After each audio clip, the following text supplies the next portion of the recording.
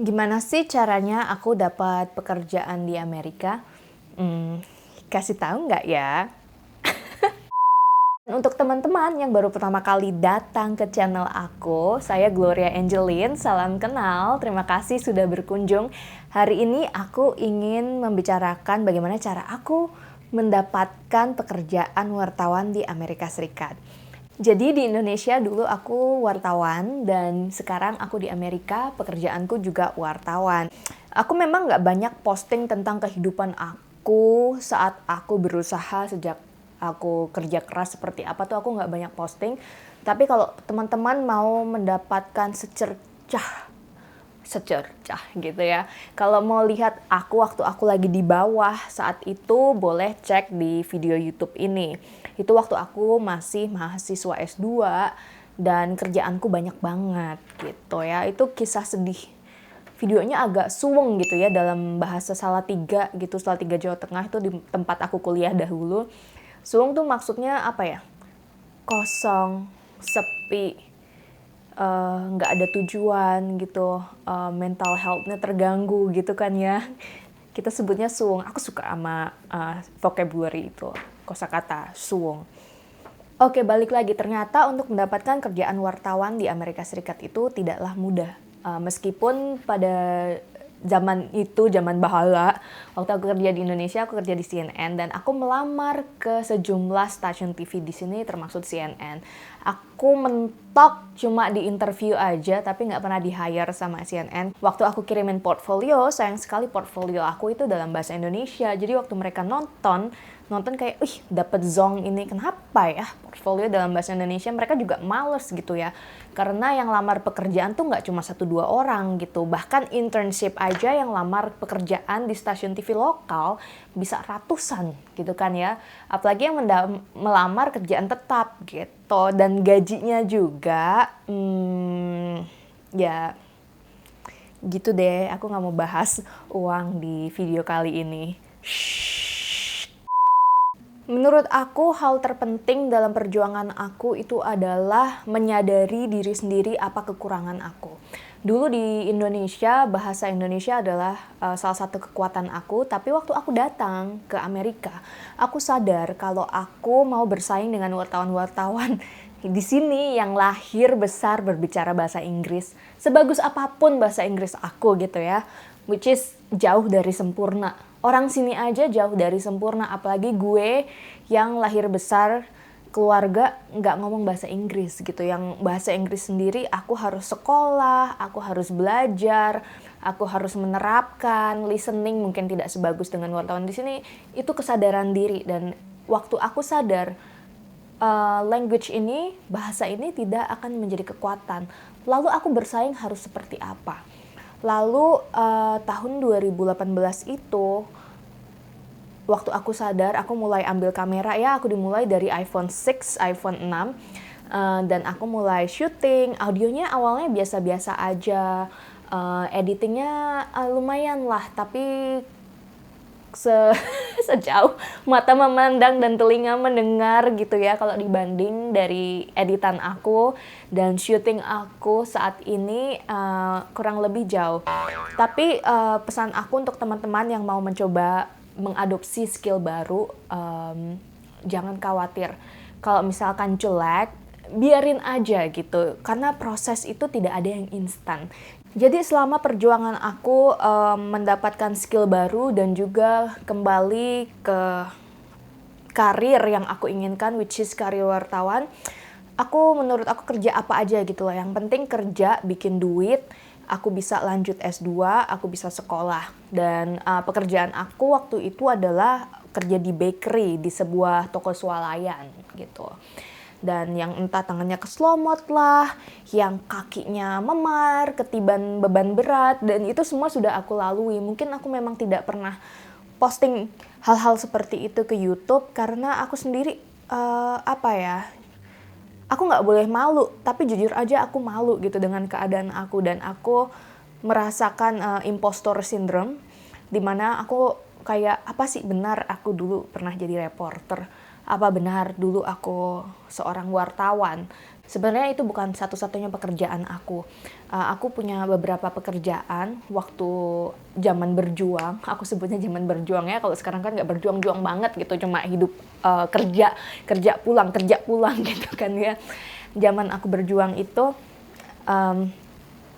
adalah keadaan di mana hidup aku tidak sesuai dengan yang aku inginkan, yang aku mimpikan.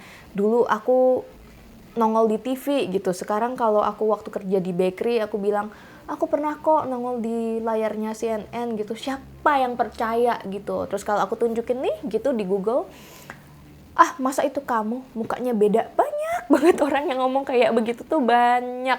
Terus udah gitu ada juga orang yang ngomong, ngapain sih kamu kerja di swalayan kok ngambilnya S2? Toh nanti pendidikannya tidak terpakai, kamu buang-buang uang. Banyak kok orang kenalan aku yang buang-buang uang kayak kamu, toh ujung-ujungnya juga kamu kerja di sini gitu.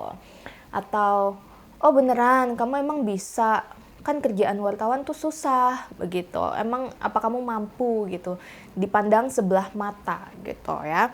Ketika aku S2, aku melamar berbagai beasiswa dan syukur saja beasiswa yang aku lamar semuanya diterima. Kebetulan beasiswa yang aku dapatkan itu bukan LPDP, bukan Fulbright, jadi aku tidak ada kontrak untuk kembali ke Indonesia, harus mengajar ataupun hal-hal seperti itu, enggak ya. Beasiswa yang aku dapatkan tuh agak, aku katakan agak sulit ya. Begini, di sekolah aku itu satu tahun ada kayak 4 quarter gitu ya. Kalau di Indonesia kan ada semester, ada trimester gitu ya. Ini quarter gitu, jadi musim panas, musim gugur, musim dingin, musim semi gitu. Dan setiap quarternya harus lamar beasiswa. Setiap quarter itu bisa dapat sekitar $1.500. Terkadang sekolah aku full time, kadang part time, tergantung kocek aku saat itu. Dan memang waktu itu tuh aku benar-benar kritis gitu dibilang keadaannya ya. Dan aku benar-benar puasa, nggak jajan baju, nggak jajan ini itu, baju aku ya seadanya lah. Mau dibilang gembel ya nggak gembel-gembel banget gitu, yang aku punya aku bawa dari Indonesia. Makan secukupnya, kalau bisa masak di rumah. Dan tiap hari rasanya tuh capek banget, harus belajar, harus kerja di bakery, lalu harus itu kerja untuk beasiswa. Dan beasiswa yang aku lamar biasanya ada hubungannya dengan jurnalisme. Pertama-tama aku wartawan tulis, yaitu wartawan online. Lalu aku kerja sebagai wartawan radio. Dan hal-hal yang berhubungan dengan apa yang aku lakukan, dengan skill yang aku mau bangun. Kayak kalau nggak salah terakhir kali aku kerja ini udah agak lama ya, jadi udah nggak ingat. Aku bikin sebuah iklan untuk organisasi non-profit gitu. Aku bikin videonya dan kebetulan aku rasa sih videonya bagus ya.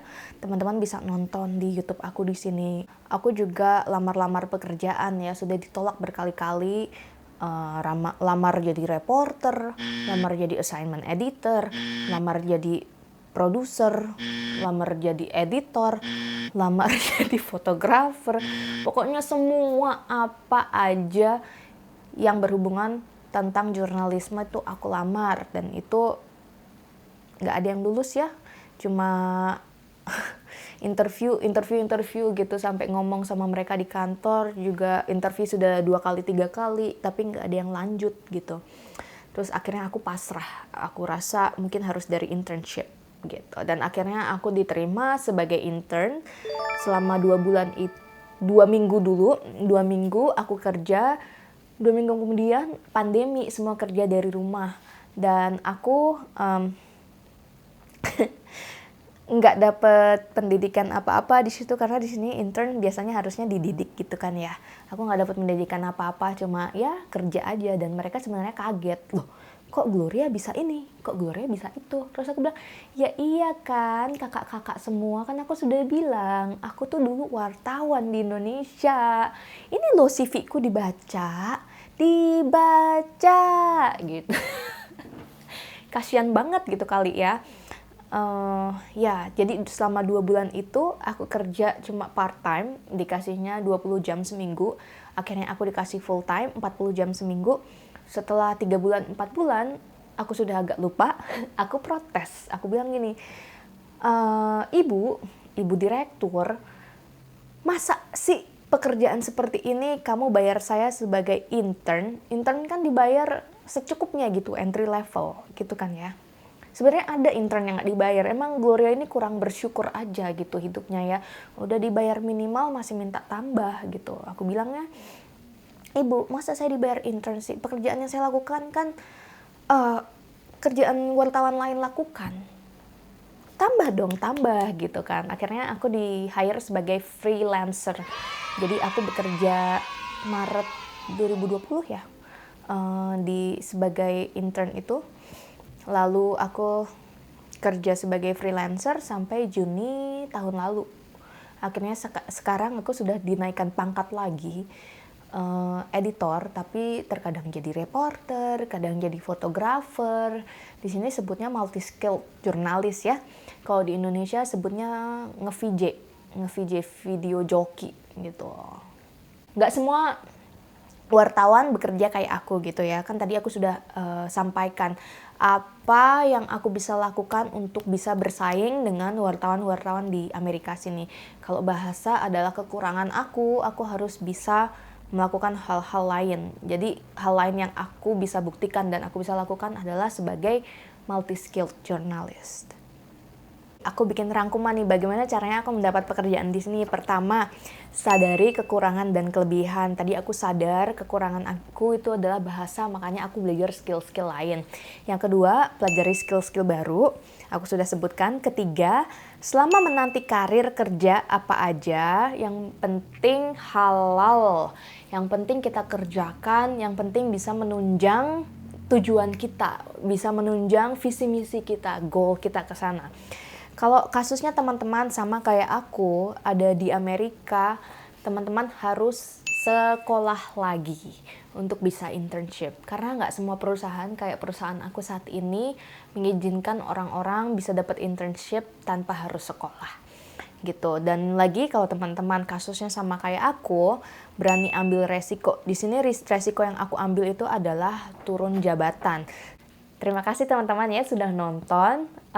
Kalau teman-teman mau aku membahas isu tertentu, boleh kok kirimin aja ide-idenya, nanti semoga aku jadikan. Ini dia, gitu. Oke? Terima kasih sudah nonton. Dadah, sampai jumpa.